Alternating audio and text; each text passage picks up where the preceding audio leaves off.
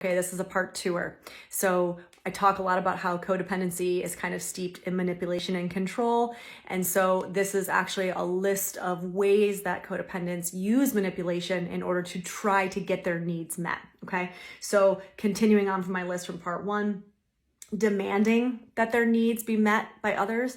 And I don't necessarily know that this has to be like a physical or rather like a verbal demand. This can be a demand by giving somebody consequences, like an emotional consequences if they don't meet your need, right? So like, you don't meet my need, I'm going to stop talking to you. That could be looked at as a demand, even if it's not verbalized as such. Using blame and shame or guilt and pity to control, right? So it's this, I've done all of this for you and this is the thanks that I get, or this is what I get in return, right? You don't meet my needs, but I do all these things for you. You can see how that's like a guilting or a shaming way of getting somebody to then do something for you. Adopting an attitude of indifference, helplessness, big one, authority or rage to manipulate outcomes. The helplessness one I see a lot as a therapist working with clients struggling with codependency. I need to get my need met, and so if I feign helplessness, then they will swoop in and do this thing for me because they think I can't do it myself, versus just asking directly for a need to be met. Using recovery jargon in an attempt to control the behavior.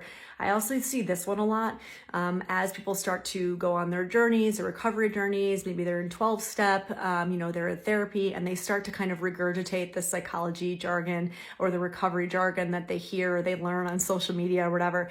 But it's manipulative when it's done in a way to try to coerce or convince somebody to do something, right? Or believe something about themselves versus just using it about yourself, right? Like, oh, I realize I have poor boundaries and this is why, and I'm going to start doing X, Y, and Z. It's more like, you're such a narcissist and you're always gaslighting me and I'm not going to take it anymore. And I'm not saying somebody might not be narcissistic and a gaslighter.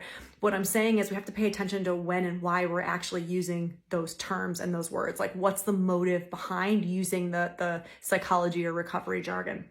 And then the last one on my list is pretending to agree with others to get what you want. So being a people pleaser is actually very manipulative. It's manipulating the way that people see you. You're actually attempting to control the way people see you and the way they feel about you.